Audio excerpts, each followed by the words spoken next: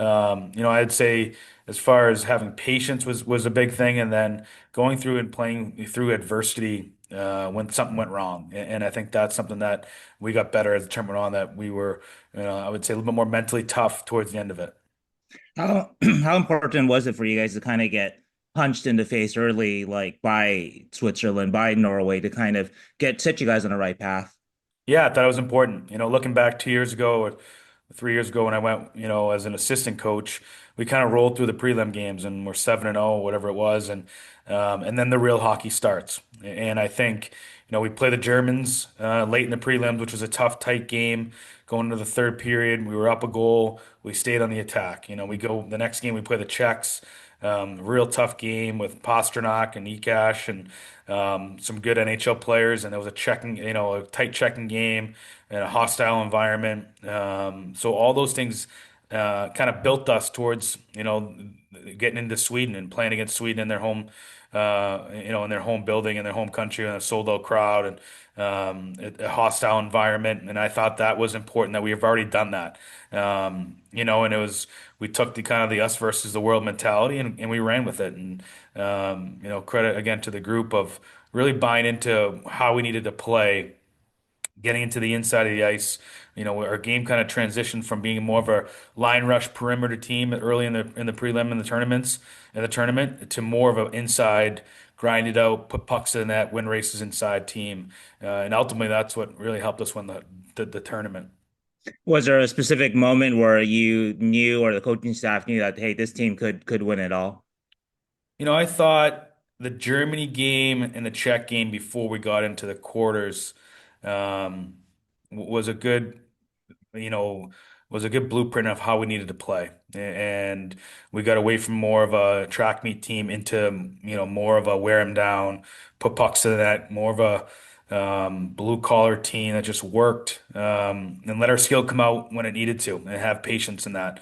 I would say that. And then even Finland, that's a tough game. They're very, very well structured. That was probably the best game I saw. We had the most patience. I didn't love our start, but our game built as periods went on, the second and third period, and then our skill kind of took over and we wore teams down. So, those, you look back at every game had some moments in it where you reflect back and, teams that I've coached that have won and moments and you're like, man, that makes sense because it felt very similar. And so I think that was important that we went through some things throughout the tournament. A lot was obviously made of Macklin and Sid. Did anybody take Will Smith under his wing in a similar-ish way or anything like that you saw? Yeah, I thought Connor Garland did a really good job. Um, uh, uh, you know, Connor Garland is, a hell of a player, competitive as can be for how, big he is. He sticks his nose right in there and he doesn't shy away. And I know he was important for Will, as was Matty Beniers. Um, obviously being a Massachusetts kid, and both of those guys, they knew him a little bit, but now I think their relationship is probably taken off here. And I know those guys took him kind of under his wing and helped him. And as the term went on, and some ups and downs, and we maybe not in the score sheet, but other ways you can impact the game. And I think that's something that both those guys did a really good job of. And what's one thing besides obviously the winning, but the one thing that you would take from this team that you hope that you can apply to next year's Sharks team? I think the way we wore teams down was is something that we want to build here, and that's something that I'll probably take from as being, and it's tough in the National Hockey League with the grind of it and a lot of games, so it's a little bit of a different. It is different and it's a little unique this tournament, but I think teams that wear teams down are usually the teams that win, and. I just, obviously being away, you don't see a ton of the playoffs. I've watched a little bit here since being back, but Florida wears teams down. Edmonton wears teams down. Dallas lost, but they wore teams down. Carolina, those last teams at the end, they wear teams down. They just have patience in their game and they don't force things. They don't beat themselves, and that's something that I thought we did a good job of. We didn't beat ourselves. Our game continued to build throughout the tournament, and that's something that we'll really stress here in training camp. And finally, for me, just what did this moment mean to you as an American to see that or to hear the anthem and to put out the gold medal, just all that? Yeah, goosebumps. When you know it's a little unique. They play the anthem after whoever wins the game, and we heard that anthem quite a bit. And that's something we talked about at the end of the gold medal game. Is we wanted to hear our anthem. We wanted to hear it in Sweden when there was only about 40 Americans in the building, and that was basically the families and wives and girlfriends. And it's something that gives you goosebumps when it's happening, and it gives you quite the honor to be from this country, to represent your country. It's humbling and it's an honor, and it's a special, special country. It's a special place. I'm so glad I'm American. And the freedoms that we have, and I think it's the greatest place in the world. Congratulations again. See you soon. Thanks, guys. Hi, Coach. Hey. Um, I wanted to congratulate you again. A question similar to something that Shang just asked is what, other than winning, made the experience just unforgettable for you personally?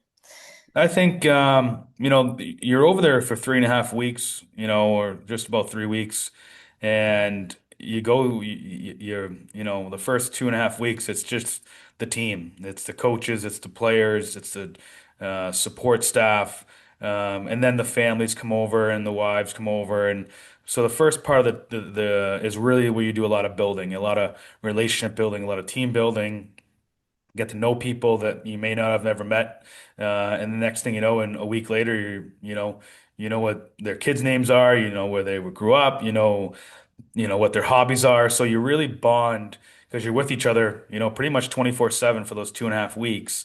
And you're trying to, at the same time, build a identity to the hockey team and put the structure in place. So you're kind of in a little bit of a rat race, but it's just you and the team. And so I think that was what makes it very unique. And then when you get to represent your country, is very humbling, and it's not something that everyone can do. And it's a complete honor, and I think that's what makes it so. That's what you get the joy from, and that's what's so special about the whole opportunity.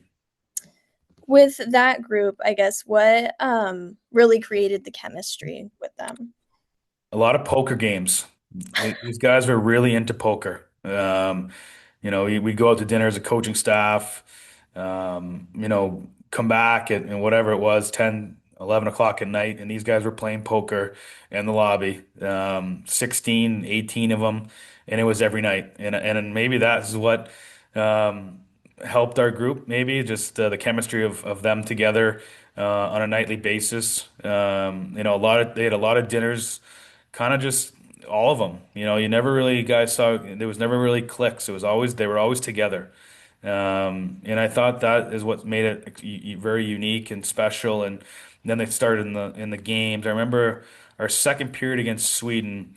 I've never been part of a bench where every guy was saying the right things. Every guy had energy. Every guy was saying, talking about playing with winning habits and putting pucks deep and finishing checks and staying on the, like every guy was on it. It was that was something that I'll look back and I mentioned it to the group after the game of how special it was to kind of witness that, and as a head coach, you try to put an identity and a structure in place and steer it and guide it a little bit, but you hope at some point the players take over. And I would say the players really took over that team. And we as coaches just helped guiding it and kept it on the rails a little bit. And when it got off, kind of get back on. And I got to give a lot of credit to, Clayton Keller and Garland and Shea and Thompson and, the assistant captains who did a really good job of really, helping our younger players and helping our guys have an understanding of how we needed to play. To your knowledge, was there somebody who was the best at poker? Um, it's a good question. I don't know, but I know Will Smith was struggling at one point. So you guys can bring that up to him. All right. Speaking of Will, there were a lot of questions asked about, but I just guess like looking into the future, what improvements has he sort of made that he's gonna carry on to the next season here? Yeah, I think just a more complete game, and playing with more motor. He's gonna have a big summer here now that he'll get quicker and stronger, and things that we've asked them to do throughout the summer and get ready for training camp. But playing in in this tournament, especially those last two games of a heavy physical, fast-paced game where you have to be able to think in a quick second to make the right play. And sometimes, the cue play is not the best play. Sometimes the best play is put it back down below the goal line behind the net, get back from the inside. I think those are the things that he'll probably take most from this tournament. And again, like I said earlier, his last two games are the most complete games that I've seen him play, and we got to bottle those up. All right, thank you. Congratulations Thank again. you. Ryan, hey, it's Curtis. Yeah, congratulations on a pretty historic accomplishment. I guess Thanks, 92 Chris. years. How do you kind of put that in perspective? It's I mean, Herbert Hoover was the president the last time this Yeah. happened. I mean, how do you kind of put this in perspective? What this means to USA Hockey? Yeah, I mean it's surreal, and I don't know if it's fully hit us yet. It was a quick turnaround. You win, and you get back to the hotel. You 12:30 at night, and the next thing you know, the first bus is at 6 in the morning. So um, it's definitely surreal. It's definitely a long time coming. I think that's again we addressed it day one in Germany of 1933. It was almost embarrassing that USA Hockey hadn't won that tournament since then. And I think that's what kind of drove our group. It was reminded quite often in the dressing room of 1933, and it's been a long time. And we wanted to make history. We wanted to be the team to do it. And it really took a team effort. No one was bigger than the team. It took guys falling into roles that they're probably a little bit different roles than they play in the National Hockey League, or maybe what they thought they were going to play. And that's what winning teams do. And again, our credit to the group of buying into that. How would you kind of describe this year for yourself personally? I mean, 12 months ago, I think you were still interviewing for the Sharks job, and now here you are. You've got a gold medal, and you're a world champion. And how would you kind of describe maybe these last 12 months for yourself? Yeah, I would say there were some stressful days all the way, like you said, 12 months ago to today. And but again, it's truly believe, kind of everything happens for a reason. And there's been a lot has happened from getting the job to the long grind of an NHL season, the ups and downs of that, the strides that we made, the strides that we need to continue to make and improve. Obviously, some tough losses in the third periods and some tough games. And then you go to Worlds, and the season ends, and you get prepared and get ready to organize and get ready for this past tournament. And now here we go, next thing you know, it's almost June 1st, and the draft's around the corner in free agency, and you're kind of right back on it again. So you really haven't caught your breath in a sense, but it's also what drives you and what fuels you and what makes you love what you do. And I wouldn't want to be anywhere else. Obviously, being a coach of the San Jose Sharks is an honor, and I'm humbled by it to be in the National Hockey League. It's the best league in the world. To have one of these jobs is obviously very special, and I don't take a day for a second and for granted. And just as well as coaching the United States hockey team, it was truly an honor to get that call, and to do this was obviously special and something that you'll reflect back on for a long time. And but again, like I said, we're almost into June, and I get working here and getting ready for free agency and the change in the up, additions and subtractions, and getting ready for some summer projects and training camp. Before you know it, we'll be back here in September. How did this experience benefit you the most? Maybe I don't know tactically, but just dealing with people and getting a group of guys to coalesce and come together for a common cause. How would you say this experience maybe benefited you the most?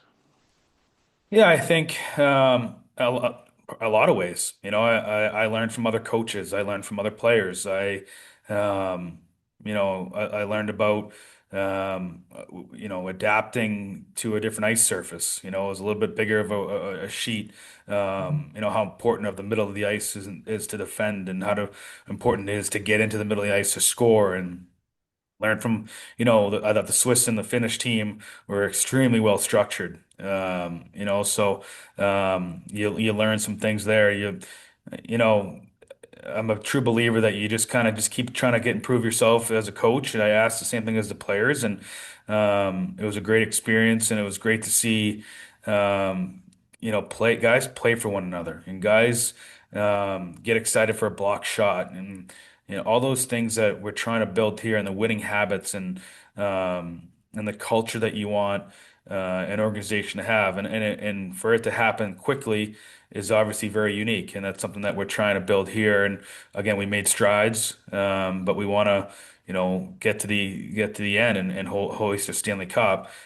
We have to continue to make those strides and continue to have an understanding of what it takes to get there. It's hard. It's a lot of work. It's a fine line between winning and losing. And that's something that you go through these games and these moments and the anxiety that you go through and the stress that you go through and the excitement and all the emotion, and how do you manage all those emotions? And that's something that I've reflected back on and hopefully learn from and get better at. But it was definitely a great experience to do it with a special group and a coaching staff. Again, like I said, it was a total team effort.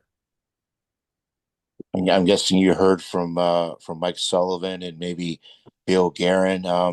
Just for your perspective, uh, Coach. I mean, what would it mean to you to maybe be a part of the bench for Team USA at the Olympics next year? Yeah, it would be quite the honor.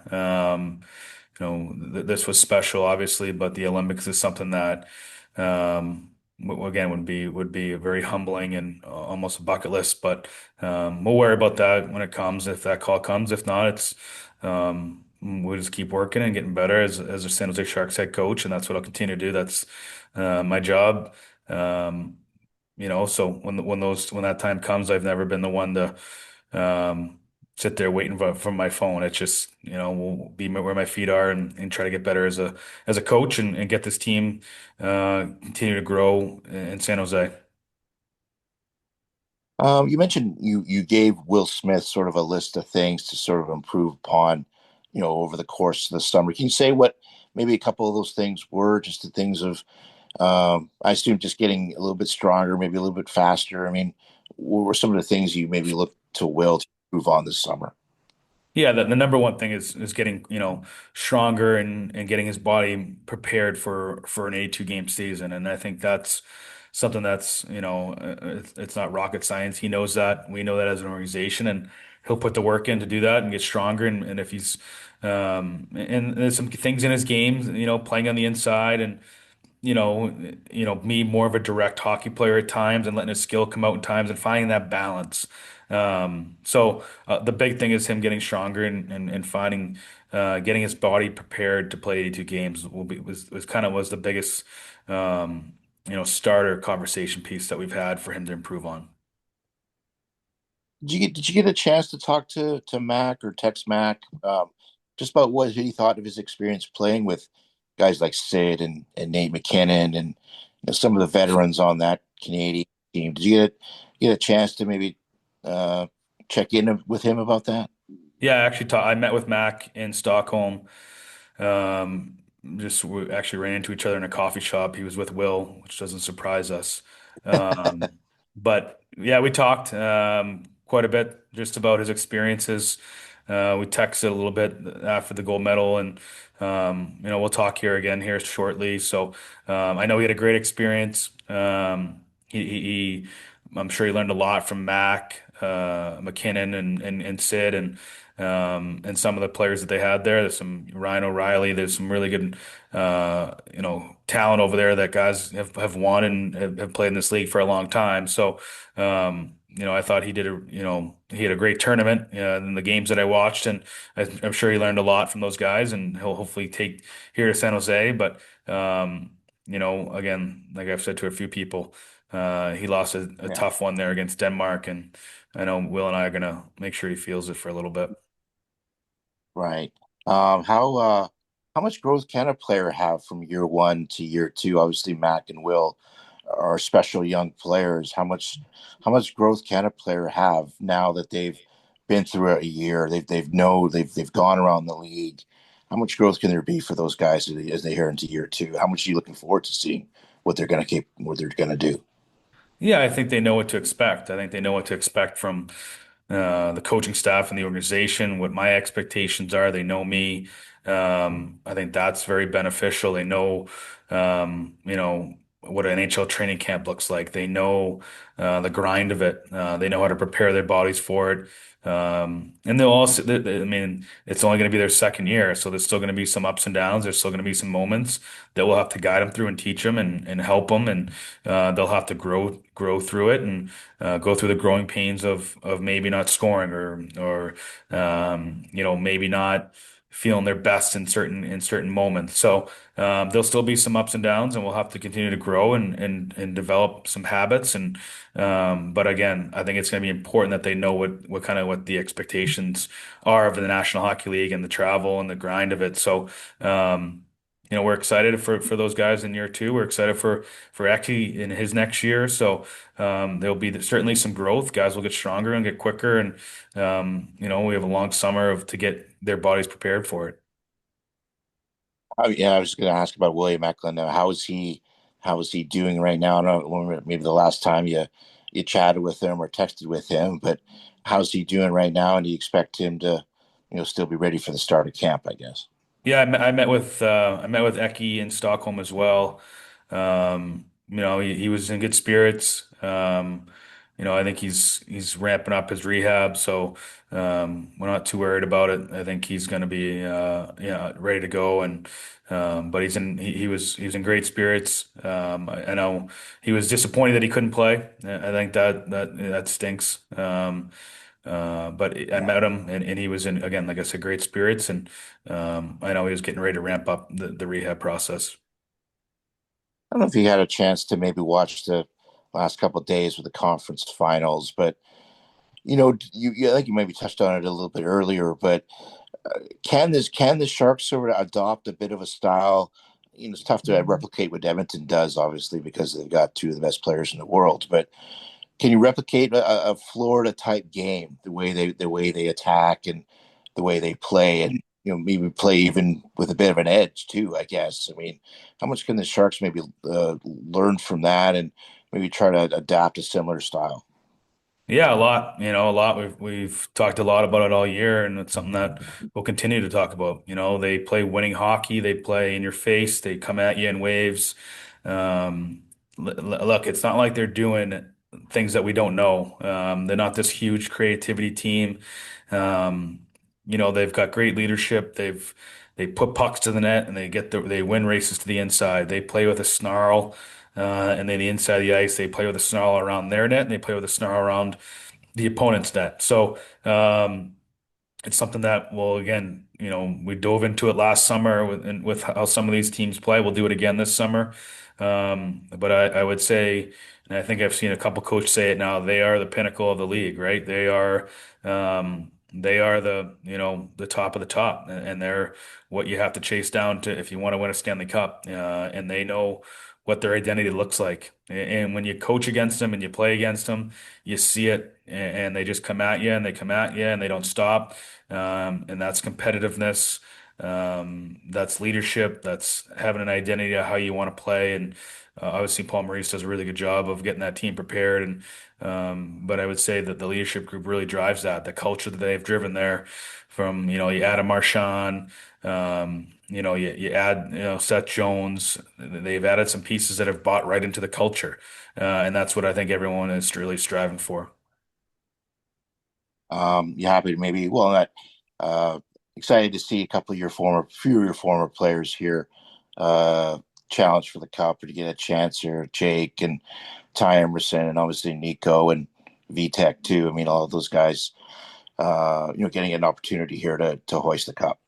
Yeah, absolutely. And actually, it was texting with Wally there for a little bit during the tournament and rooting for these guys because they deserve it. They put a lot into it from Sturmy to Jake. Obviously Dallas just loses with Granny and Cease, and so they're great, great human beings. They're competitive people.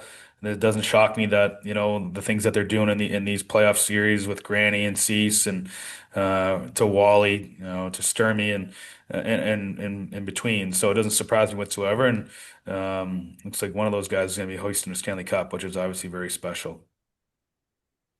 The Sharks just sent out a release just as we started here about Andrew Podorowski's decision to leave the organization. Obviously, had 1 year left on his deal. Do you get a chance to talk to Andrew at all? Obviously, last few weeks have been a bit of a whirlwind, and he was disappointed to get more of an opportunity this year with the Sharks, despite some of the numbers he was putting up with the Barracuda. Surprised at all that maybe Andrew has decided to leave, and have you had a chance to maybe talk with him at all? Yeah, I've talked to him quite a bit. Obviously, Andrew and I have got a long relationship dating back to our Charlotte days, and we've stayed in contact. And we talked about this decision, and I get it. I get both sides of it. He's got to do what's best for his career, and unfortunately, we just couldn't get him up here, more than we wanted to. He got hurt there at the end, and that was a thought we possibly to get him back up, and then he gets hurt. So there was some bad luck in between. So we wish him all the best, but he's got to make a decision that's best for him and his family, and that's what he did. All right. Thank you, Ryan.